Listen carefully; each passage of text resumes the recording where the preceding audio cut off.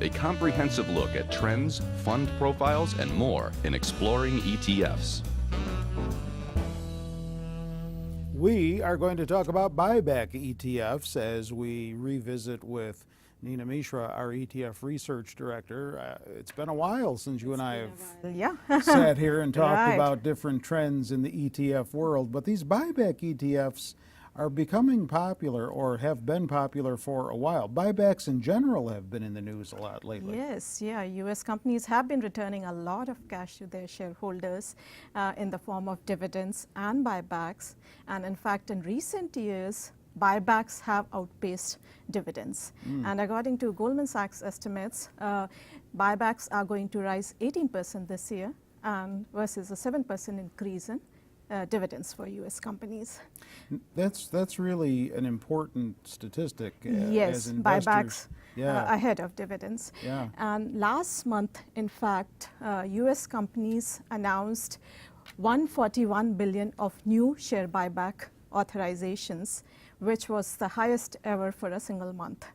And with that figure, 2015 seems to be on track to reach $1.2 trillion worth of share buyback authorizations, which is much ahead of the earlier record set in 2007, according to Birini Associates. And reasons are not difficult to understand. Many U.S. companies, in fact, most large U.S. corporations, they have record high amount of cash on their balance sheet and record low amount of debt. And with the weak, global economic recovery, weak consumer spending, and the uncertainty regarding the Fed's rate hike, they are not willing to spend on expanding, but they are willing to pay back to their shareholders. In the But I have to ask you, because you pay close attention to these indicators, is that necessarily a good thing? I know this is a good way of returning cash to the shareholder. Shareholders are happy when that happens. But from the business side of the equation, I mean, if you're not expanding a little bit, if you're not spending a little bit in research and development, what's that say about the... Yeah, definitely. If you have better opportunities to spend on expansion or M&A or R&D, as you mentioned, then it would be good in the longer term for the company.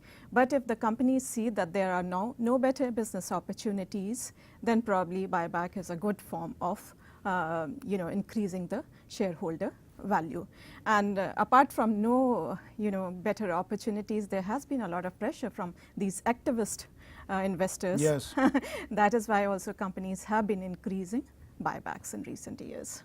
Well, it's no wonder that shareholders prefer dividends to buybacks. You alluded to that just a little while ago, because they're simpler to understand. Yes, they are like cash in the pocket. They're simpler to understand. But buybacks are also very good for shares because they decrease the share outstanding and in turn increase the earnings per share, which in turn boosts the share price. And they are more tax efficient than dividends. And in fact, it is estimated that buybacks have been one of the main reasons behind the bullish run in stocks over the past more than 6 years. So it makes sense to look at some of the ETFs which invest in companies which have been increasing their buybacks. Okay, well, let's look at a few here. The PowerShares Buyback Achievers portfolio is one of them. Yeah, the ticker is PKW. It is the most popular fund in the space, has more than $3 billion in assets under management. It tracks companies which have repurchased more than 5% of their outstanding stock over the trailing 12 months. Charges an expense ratio of 68 basis points, and looking at the long-term performance, it has been outperforming the broader market since its inception. All right, and then another that you want to call to our attention is the TrimTabs Float Shrink ETF. The ticker is TTFS, and it's an actively managed fund. It is based on TrimTabs research that stock prices are actually a function of demand and supply and not actually value. That's interesting. So the manager for this fund screens for companies which have not only reduced their float but also increase the free cash flow and not increase the debt, the leverage ratio. Being an actively managed fund, it is slightly expensive, charges an expense ratio of 99 basis points, but has slightly outperformed the other PKW, the No. other ETF. Now, you've also taken this to another level by creating a performance chart here between these two versus the SPY. So this chart shows the outperformance of both these ETFs versus the broader market represented by SPY over the past 3 years. And I chose a period of 3 years because TTFS has been around for a little more than 3 years. PKW has been around since 2006. And as we can see from this chart, both these funds have significantly outperformed the broader market, and TTFS, the TrimTabs actively managed fund, it has slightly outperformed the PowerShares ETF, but investors should remember that it is also slightly more expensive.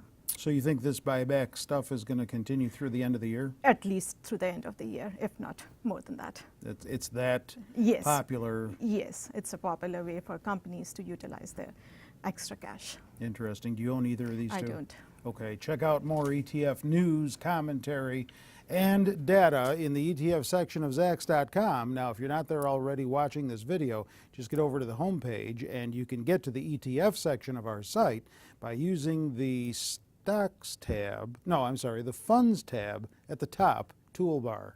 With Nina, I'm Terry Ruffalo.